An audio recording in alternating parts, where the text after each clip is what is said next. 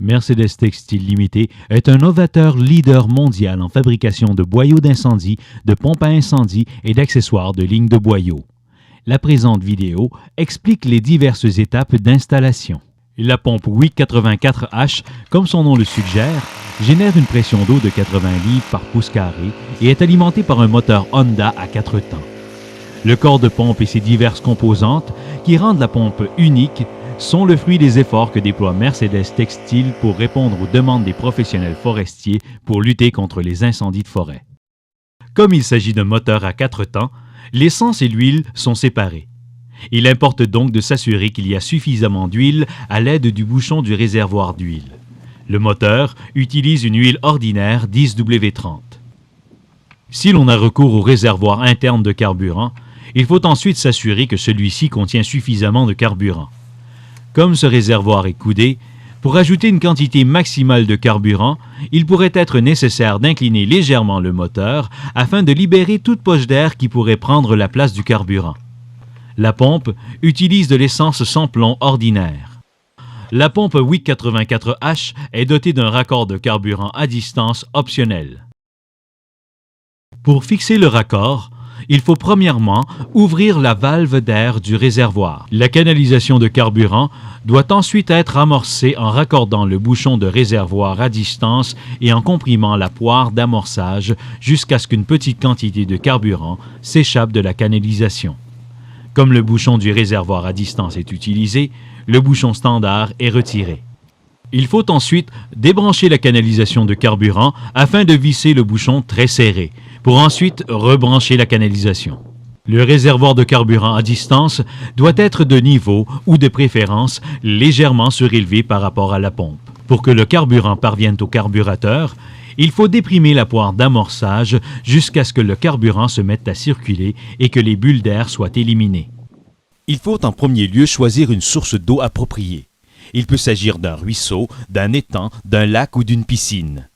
Les facteurs à considérer sont une réserve d'eau suffisante, la profondeur et si le fond est constitué de boue, de sable ou de cailloux qui pourraient endommager le corps de pompe. Il faut également s'assurer que la pompe soit à l'abri des herbes sèches et déposée sur une base relativement de niveau. Si elle est déposée sur un quai ou une plateforme en bois, il pourrait s'avérer nécessaire d'attacher la pompe afin qu'elle résiste aux mouvements et aux vibrations. Le raccord d'alimentation à la pompe compte un clapet de pied et un boyau d'aspiration. Le clapet de pied est muni d'un filtre à pierre et à débris ainsi que d'un clapet de non-retour qui empêche l'eau de s'échapper de la ligne de boyau, lesquels doivent être inspectés afin de s'assurer qu'il n'y a pas de corps étrangers, que le joint torique de clapet de pied est bien assis et que le clapet de non-retour fonctionne. Le clapet de pied est ensuite branché au boyau d'aspiration. Comme celui-ci est entièrement submergé sous l'eau, il ne nécessite qu'un serrage manuel. Le clapet de pied doit être entièrement submergé et à au moins 15 cm ou 6 pouces de la surface afin d'éviter qu'un effet de vortex ne permette à l'air d'entrer dans la prise d'eau. Si le fond de l'eau est boueux ou sablonneux, le clapet de pied doit être suspendu à au moins 15 cm ou 6 pouces du fond. Le tout peut être ajusté de façon improvisée. Immersion d'un coffre à outils, fixation du clapet de pied à un pieu, contenant de plastique pour soulever ou méthode illustrée. Les filets du corps de pompe doivent être protégés pour éviter que le corps de pompe ne soit endommagé, ce qui exigerait des réparations coûteuses. En conséquence, le raccord d'alimentation et de décharge doivent être munis d'un protecteur de filet ou d'un adaptateur. Enfin, le raccord d'alimentation doit être étanche. Une clé à raccord constitue donc un outil crucial pour assurer un raccord étanche tel qu'illustré. Comme il s'agit d'une pompe centrifuge, le corps de pompe doit être rempli d'eau. Amorcez le corps de pompe à l'aide d'une pompe manuelle. Une fois le corps de pompe amorcé, connectez le boyau de décharge. Il est maintenant temps d'amorcer la pompe. Voici les diverses étapes de lancement du moteur et de pompage de l'eau dans la ligne de boyau. Mettre l'interrupteur à ON. Régler le papillon des gaz en position d'amorçage ou l'ouvrir d'environ un quart. Fermer l'étrangleur ou le mettre en position de démarrage pour lancer le moteur à froid. Comprimer la poire d'amorçage du carburant jusqu'à ce que le carburant circule et que la canalisation de carburant soit vidée de tout air. Agrippez fermement le lanceur. Positionnez les brides à talons et tirez rapidement pour lancer le moteur. Enlevez l'étrangleur une fois le moteur démarré ou au son du premier allumage.